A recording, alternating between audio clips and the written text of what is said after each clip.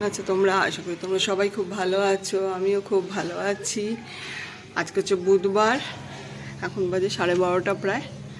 আর কালকে ছিল দুষ্টুর জন্মদিন, তো ওকে তো নিরামিষ করে দিচ্ছে মঙ্গলবার বলে।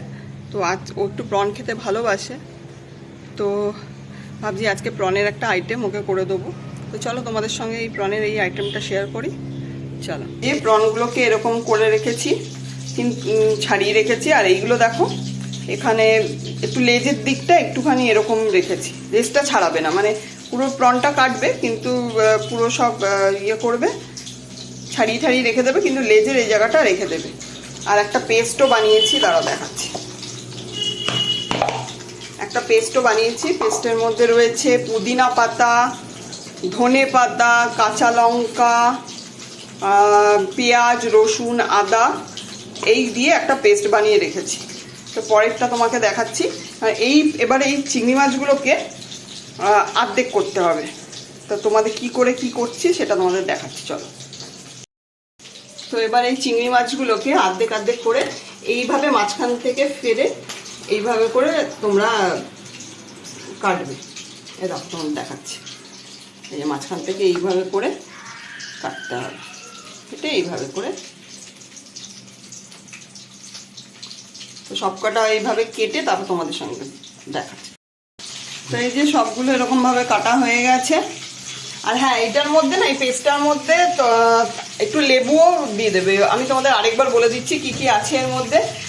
পুদিনা পাতা, ধনে পাতা, কাঁচা লঙ্কা বাটা, আদা, রসুন, পেঁয়াজ আর লেবু, এই সবগুলো দিয়ে এই দেখো এবার এইভাবে করে মাখিয়ে করে এগুলোকে এইভাবে করে রাখতে হবে।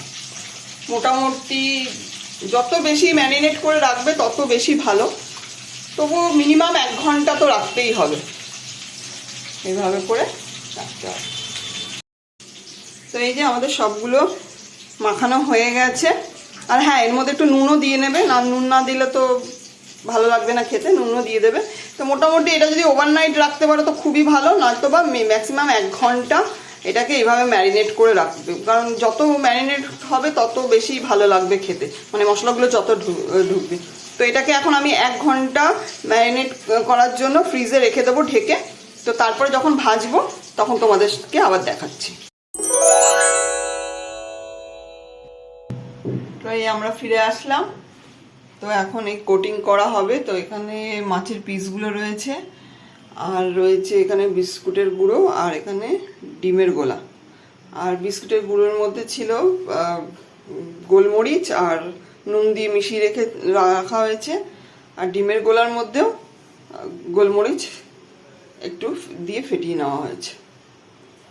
হবে প্রথমে এটাকে বিস্কুটের গুঁড়োর মধ্যে কোটিং করতে হবে।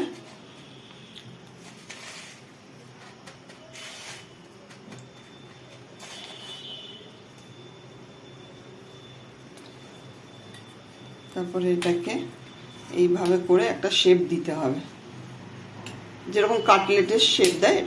এইটা অ্যাকচুয়ালি চিংড়ি মাছের কাটলেট তৈরি হচ্ছে। তো এইভাবে করে এটাকে শেপ একটা আনতে হবে ছুরি দিয়ে। তারপর এটাকে ডিমের গোলা ডিপ করতে হবে।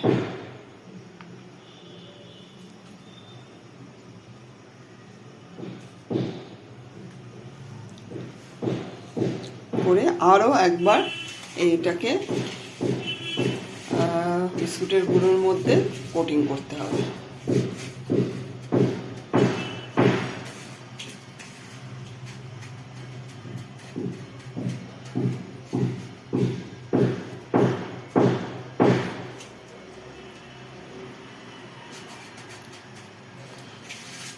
এভাবে করে কোটিং করতে হবে।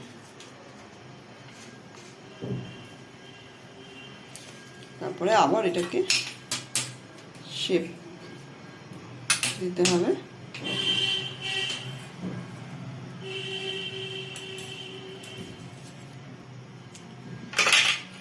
এইভাবে করে তারপরে তো প্রত্যেকটাকে এইভাবে করে করতে হবে, করে তারপর তোমাদের দেখাচ্ছি। তো এই যে তৈরি হয়ে গেল আমাদের সবকটা প্রন কাটলেট।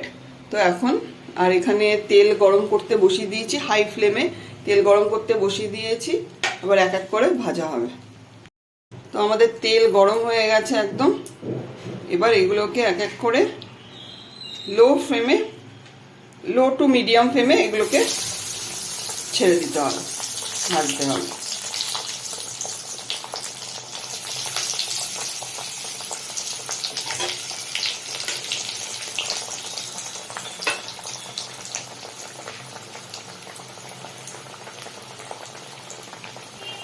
এই আমাদের প্রন কাটলেট তৈরি একদম।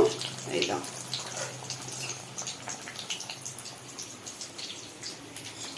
এই আমাদের প্রন কাটলেট একদম রেডি টু সার্ভ।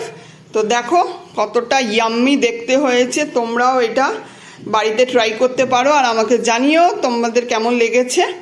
আর চলো এখন দেখা যাক মানে যার অনারে এটা মানে করা তার কেমন লাগছে। তো দুষ্টু, এই যে দুষ্টু কালকে তো নিরামিষ খেয়েছিল ওর বার্থডেতে, আজকে ওর জন্য এইটা হচ্ছে ওর গিফট একটা, আরে মানে ওর এটা ফেভারিট যেহেতু, ওর জন্য আজকে এটা সারপ্রাইজ ছিল আমাদের জন্য।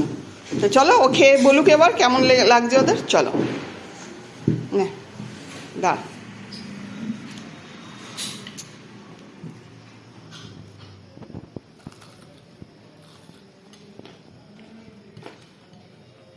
কেমন লাগছে? ভালো হয়েছে, দোকানের মতো হয়েছে। হ্যাঁ, তো আরেকবার একটা নে, সস দিয়ে নে, একটু সস দিয়ে নিয়েছি, ওই মাস্টার সসটা দিয়ে নে।